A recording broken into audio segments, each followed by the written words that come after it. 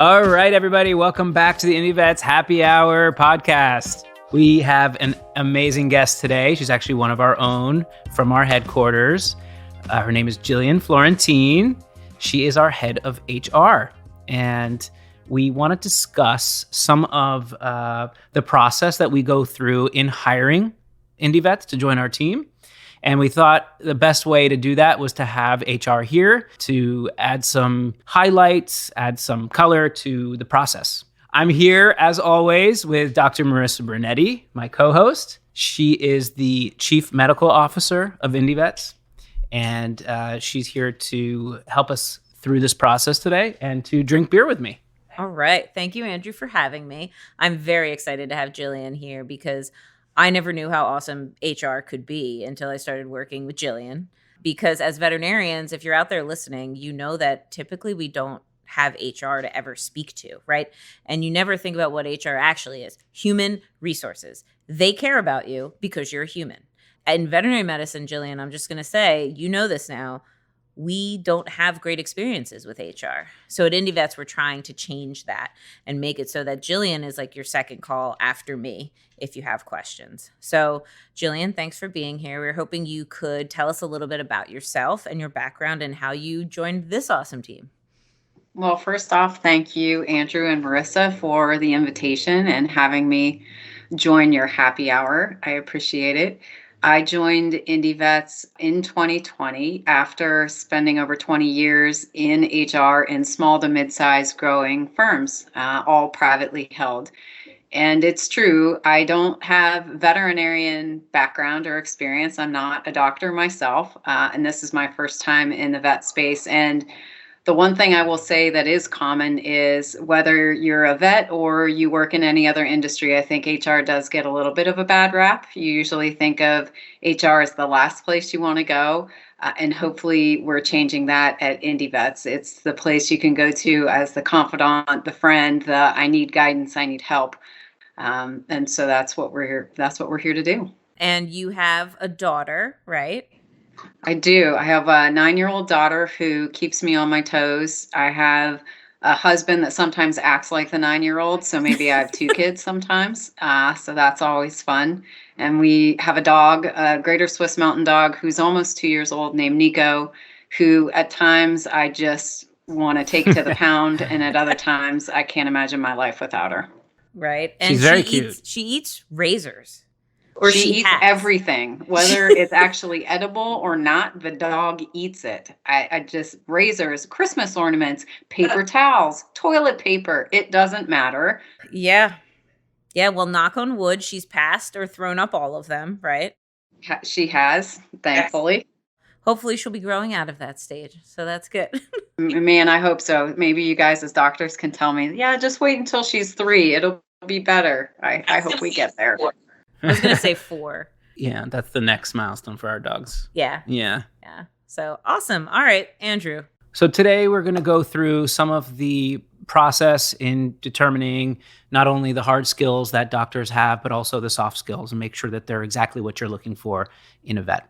So Gillian, as an expert in hiring, and for all those veterinary professionals who may not have a lot of experience hiring, what are some important overall things to remember from a legal standpoint when hiring vets? So that's a great question. And first off, I'm not an attorney, so let me just say that as a quick disclaimer. But I will say most tenured HR professionals will tell you that there are multiple employment laws that govern interviewing, recruiting, and hiring that you need to follow. And if you're not familiar with them, you should either get training or have someone show you how to interview properly to make sure you're not inadvertently violating any of those laws and regulations. So there's everything from EEOC laws to the ADA, Americans with Disabilities Act. There's a whole set of laws called UGESUP, the Uniform Guidelines for Employee Selection Process, that governs the entire interview process, and a host of other regulations. So most people don't put much thought, I don't think, into interviewing and don't realize how many different pieces of law actually regulate that process, but there are many laws. And if you're not familiar, you should either get good legal counsel or get a really good experienced HR person who can help you navigate what's acceptable and what's not. Tell us all out here what EEOC actually stands for. So the Equal Employment Opportunity Commission, which is responsible for making sure there's a fair and equitable process for not just applicants, but also employees who work inside any business. And truthfully, a lot of HR is that alphabet soup, and you guys are probably familiar with your own alphabet soup in the clinical world.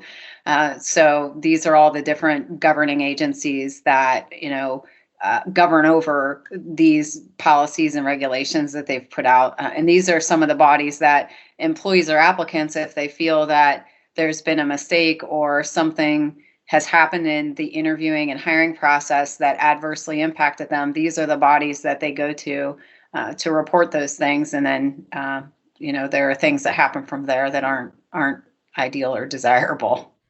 Is there a place where veterinary managers, if they are interested in getting some help from an HR professional, where they could retain one for, a few hours or on as a consultant just to help them with their hiring process? Or is it something where you would have to hire someone full time? No, you wouldn't have to hire someone full time, and I'm not exactly sure of different resources you could tap for maybe individual solo HR practitioners, but I would recommend there is a national association called the Society for Human Resource Management, or SHRM. That's a really great resource that even if you're not an HR professional, you can join. The membership is relatively inexpensive, about $200 a year. You can join as, let's say, a practice manager, and there's lots of tools and resources on their website. You can also ask professionals, HR professionals, via instant chats or even telephone help. So if you do have questions, that could be a really great resource. Are there any common mistakes that hiring managers or people hiring in the veterinary world make? Have you heard of any common mistakes out there?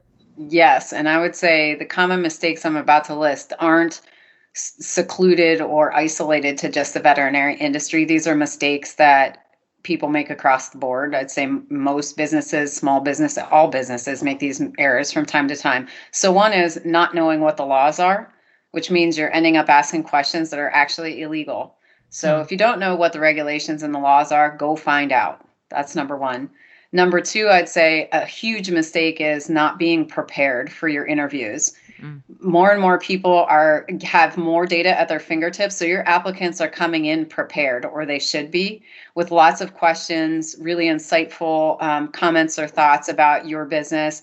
And if you're rushing from an appointment and 2 minutes before you go to sit down with someone, that is not long enough to actually prepare and review somebody's resume, skills, qualification. It does you a disservice, and quite frankly, it does the applicant a disservice by not being prepared with your own thoughtful questions to get really good responses. So preparation is key. I'd say the last thing is I often see people not taking the time, and this would tie with being prepared, but not thinking through the outcomes of what you actually want to achieve by interviewing. If you sit down and think about it, there's usually very specific things your team or your practice might need. And you can interview for that only if you've thought through, what am I even seeking to achieve and look for in these interviews in the first place? So I think that's another big mistake. And again, I see these mistakes happen across all industries, not just specific to the vet space. Right. Like if you're looking for someone who can do surgery in your practice, make sure that you ask those questions, obviously. That's right. I mean, if that's the hole or the gap you're looking to fill, then that's your interview questions should be tailored to that. If you need someone who's going to be a great general practitioner, it makes sense to sit down and think about what's missing in your practice right now. That would be a great addition to the team, whether it's a characteristic, whether it's a skill or a knowledge gap. You can interview and find those things, but you don't know what you're looking for if you haven't spent the time to sit down and actually think through, well, what do I even need? Right. Good point. I think when we're hiring vets, most of the time I'm like, oh, do they have a vet license? Excellent. They can fill the gaps, but that ends up hurting you on the back end, right? In case you really need to fill the gap of 2 nights a week and you don't go in thinking like, this is what I need. So I think that's a really good point.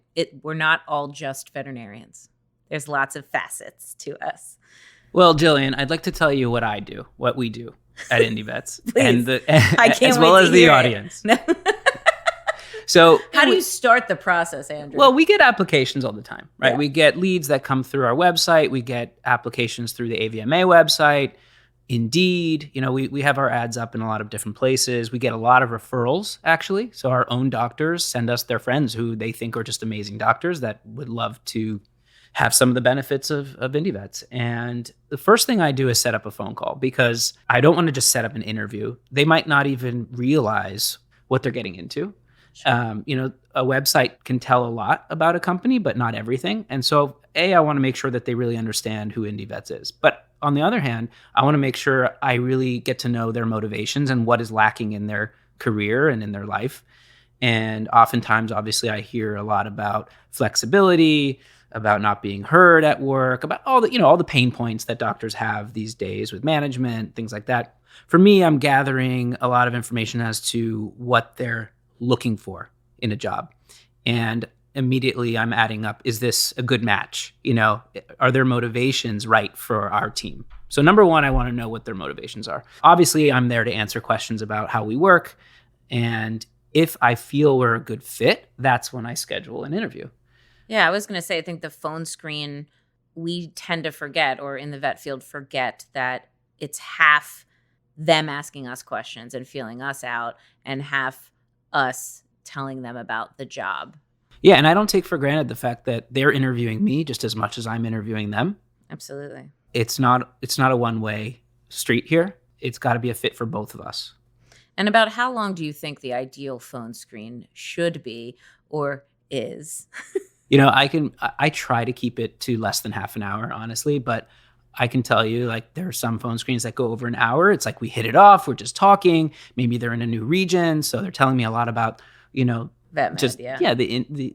industry in their region. So it's a great way for me to also gather information about what's going on out there so that we can improve as a company as well. We take a lot of that information that I get in these phone screens and we use that to reflect on our own business as well and make sure that we're hitting and solving a lot of these pain points for doctors. I think your phone screens are excellent. You usually come to the interview knowing so much about them. But on the flip side, Gillian, in general, what are the goals of a phone screen?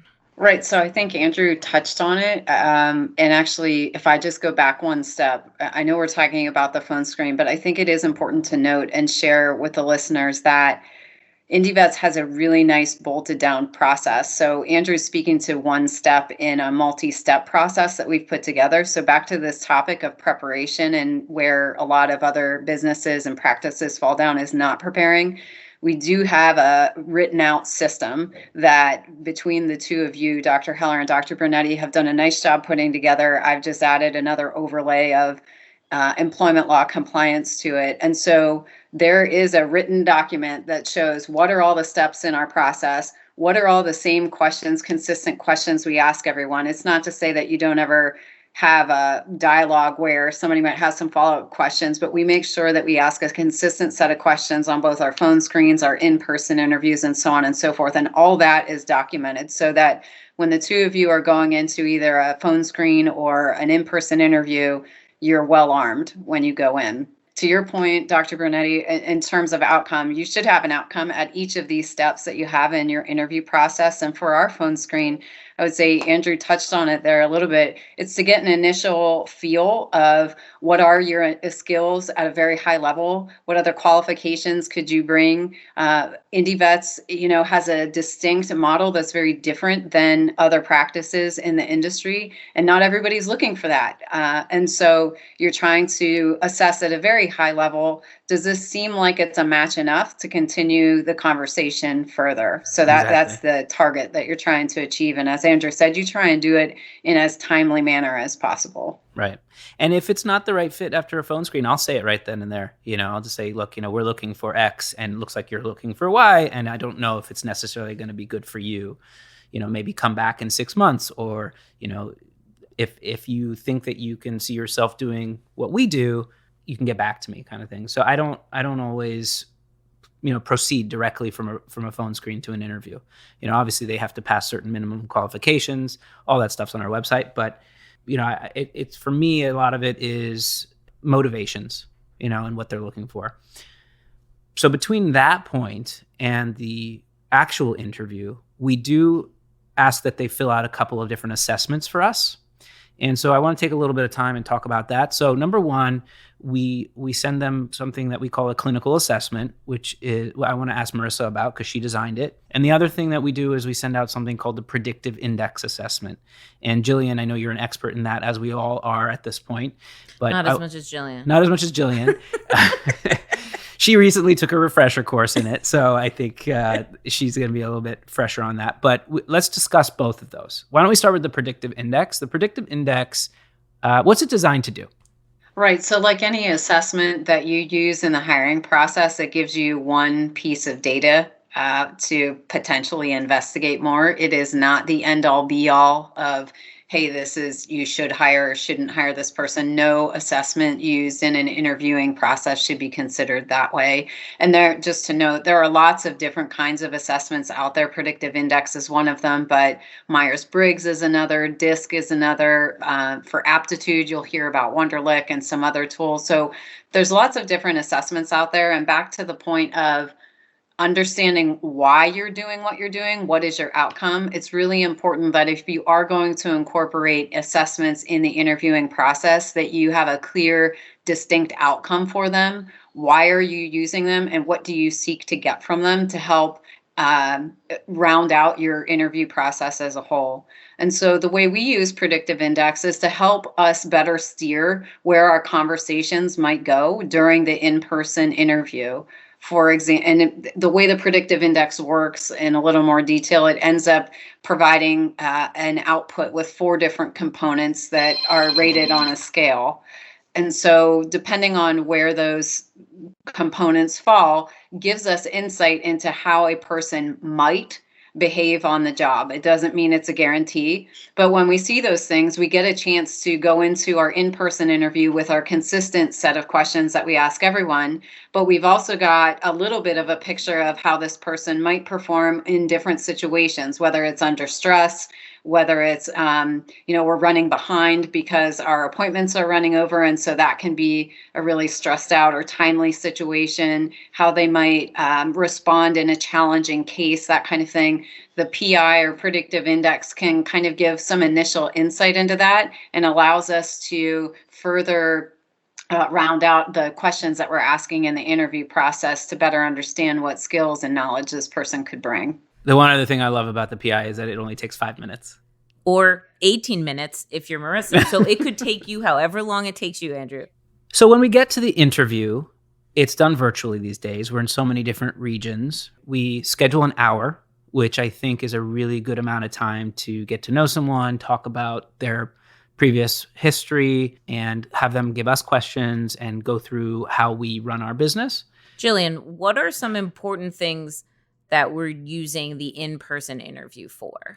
One of the things is so if we go back to what are the outcomes for this interview, one of them is it's the first chance you get to see a person, how they're functioning under, we'll say, a small amount of stress. Let's face it, interviews are stressful. Whether you're the one conducting the interview or you're the one giving the answers, everybody feels on the spot. So there's some amount of pressure.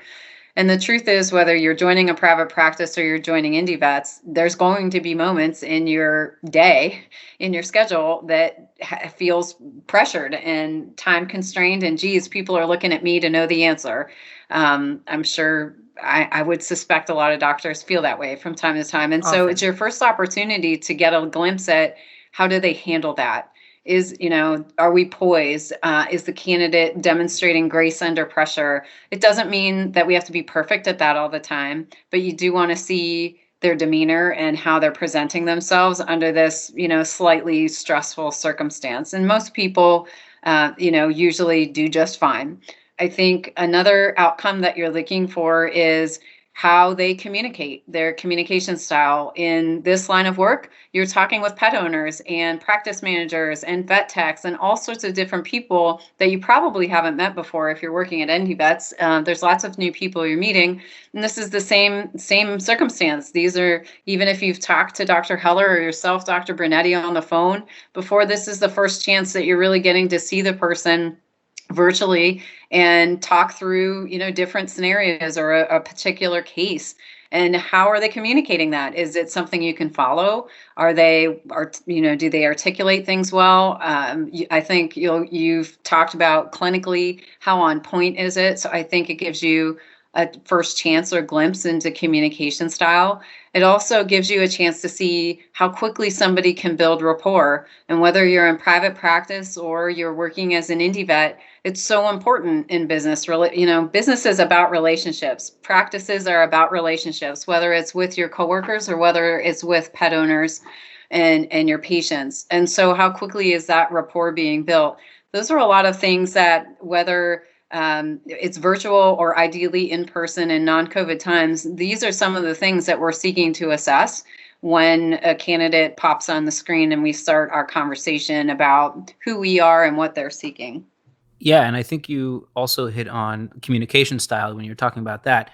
A lot of times we find that as soon as we start talking about medicine, their personality opens up and they start talking and they're much more communicative and they feel much more comfortable because these are veterinarians, right? It's all the small talk at the beginning when sometimes they're a little bit more reserved and they're not as quick to connect. But as soon as we start talking about medicine and the clinical case study that we put together and we start going through all of that, usually that's when people really blossom and we get to see their communication style come out.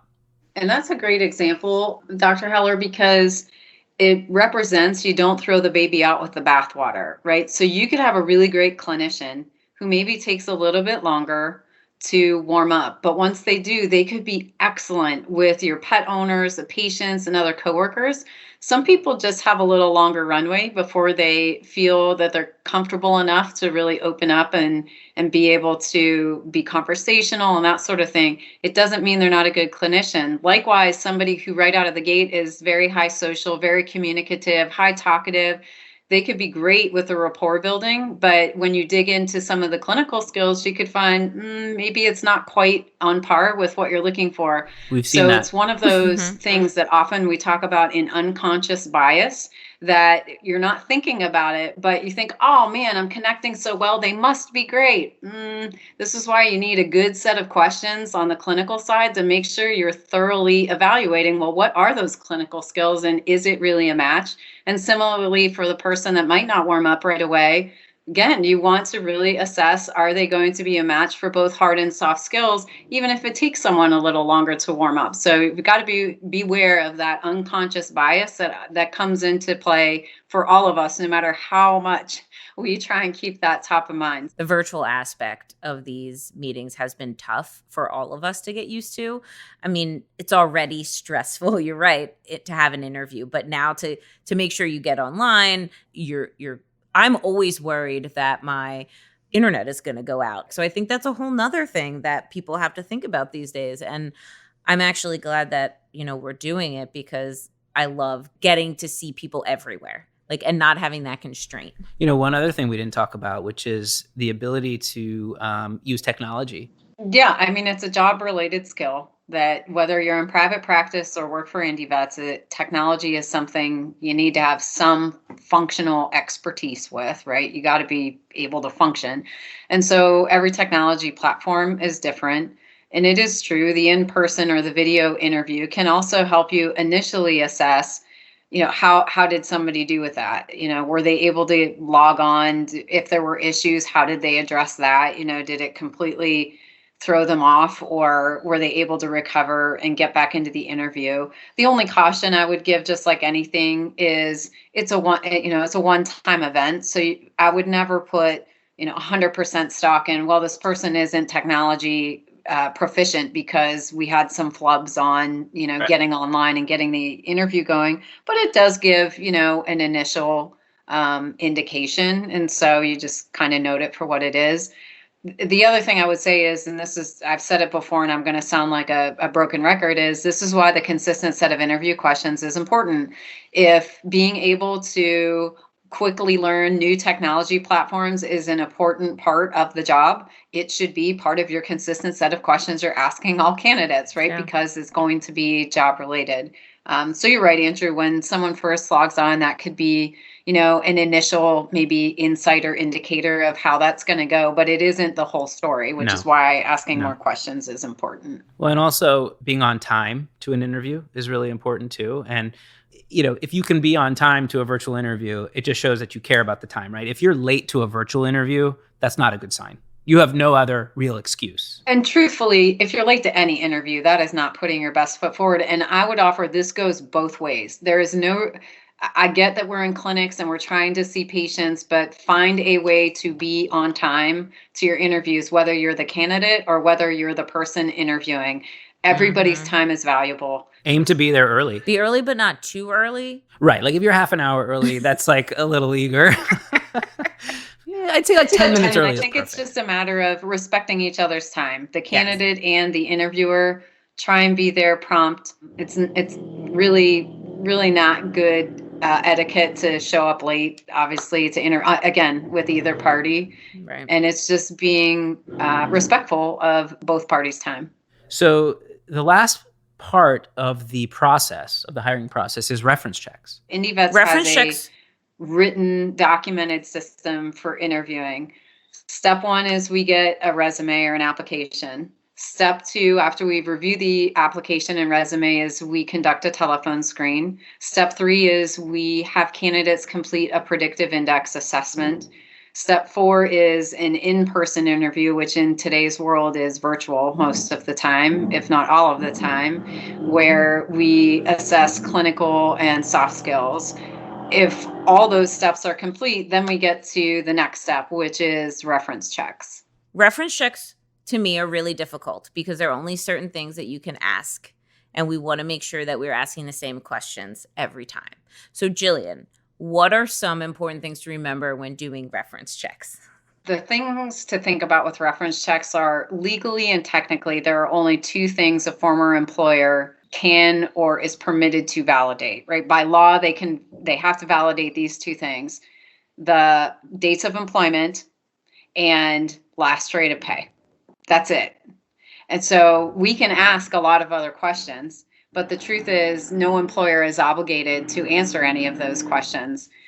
Is it still a good idea to conduct reference checks where maybe you're asking about attendance, prior performance, how they worked on teams? Absolutely. But most people are pretty knowledgeable enough in today's age to know there's potential liability affiliated with some of their answers. And should someone not get hired, a candidate not get hired because of some of those responses, a lot of people are pretty savvy about what that might mean for them, the ramifications. So it's not uncommon to call the references and only get the legally required responses. I think with all of us, we have a really extensive, very excellent process at IndeVets, and I'm excited to be a part of it.